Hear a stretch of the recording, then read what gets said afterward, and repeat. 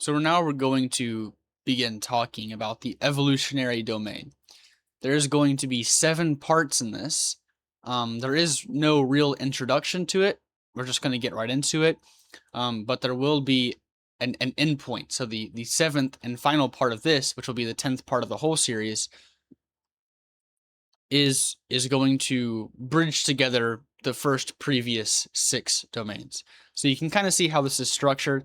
I kind of wanted it to be like this, but at the same time, it kind of just happened to where I think all domains except the sociological one have, except the sociological one and the seventh and last one, all the other ones, so all the other 5, have 7 parts, and the last part is bridging it together. So it kind of worked out that way, which is cool, but that's the structuring. And so I think the sociological one has 9, and the last one has 5. So they even, if you just take 2 and put it there, they're both 7. But anyways, this is the fourth part overall, and it's the first one in the evolutionary domain, and it's called the fundamental proposition of the cosmos. So I'll just go ahead and start. At the beginning of time, there was a so-called Big Bang. This was the beginning of the universe we now inhabit, and it was approximately 14 billion years ago. We are beginning to understand how the universe came into existence, but we have yet to know why. We don't know why. Sorry, we do ask why. We don't know why, only that it did. We must come to terms with that. The universe, for whatever reason, came into existence. Therefore, it would be arrogant to say and act out the idea that it would be better, or that it would have been better, or that it would be better if there was nothing at all. We must instead accept and live by the principle that it's better that there is something rather than nothing. However, better might be too strong of a word. Perhaps a more accurate formulation is there should continue to be something rather than nothing. However, both carry out the same practical implications and are therefore essentially the same. So I don't want to get too confused up with the word better and the word should, right? The idea here is the universe came into existence, matter formed, galaxies formed, our universe formed, Earth formed, life formed, we formed. And the idea there is that we have to accept that. We have to accept that as the path we're going to go on. Okay, so you can use the word better or you could use the word should. Whatever the word is, that's the path we're going to go on. And if you stray from that path, you're wrong. Okay, so that's the idea.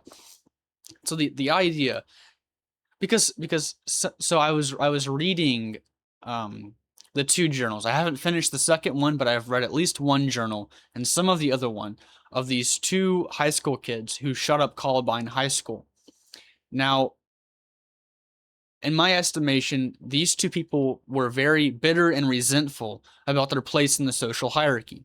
So there was one, or maybe even both of them, journaled about like their sexual fantasies, like how he wanted to do this with this girl, right? But he couldn't because he wasn't acceptable to that, at least to that girl, but maybe not to any. Who knows? And instead of looking at that and going, oh, yes, okay, she doesn't accept me, maybe no one else does either, I should change myself. I should become better. I should become more socially acceptable, not just to women, but to everybody else as well. I shouldn't stay an outcast. I should develop myself. I should go to the gym, whatever it is. I should make myself more attractive to the opposite sex. And that's actually a good thing to do. We're gonna talk about that actually very soon. I mean, for you, every video is once a week, but and like I think 3 videos from now, we're going to talk about exactly that. How this is actually evolutionarily important, that you need to become attractive to women. That's very important. Maybe it's like the most important thing. I mean, maybe, right? And so Anyways, they were bitter and resentful about that. And instead of changing themselves, making themselves better, taking on responsibility, they blamed the world. And I know this is kind of getting existential and it's not necessarily scientific, but what I'm trying to say here is that there are people who say it's better that it's better that I'm not here. It's better that these people die. Like this is the philosophy of school shooters, even if they don't know it and even if we don't understand it exactly. This is what I think the philosophy is. The philosophy is I was treated poorly by society.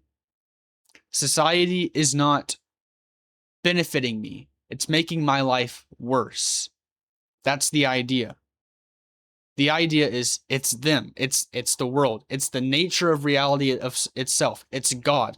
It's all the same thing. It's the foundation of the cosmos, right? It's just the way things are, and it's the way they're always going to be. And therefore, because it's insufficient and maybe even evil or wrong, it should not be. It should cease to exist. And I'm going to be an agent of such ideology. They don't say that, but that's the idea. That's what they're believing, even if they don't know it.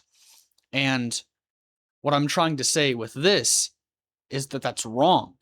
And it's wrong, perhaps factually speaking, like it's perhaps from a evolutionary and biological and like a scientific based perspective that's actually wrong. I mean, I think it's wrong across all these domains. I think it is. I think it's wrong across all domains. But the fact that it's wrong scientifically means it's really wrong. And so that's the idea. The idea is that it's better that there is something rather than nothing, and we should act that way.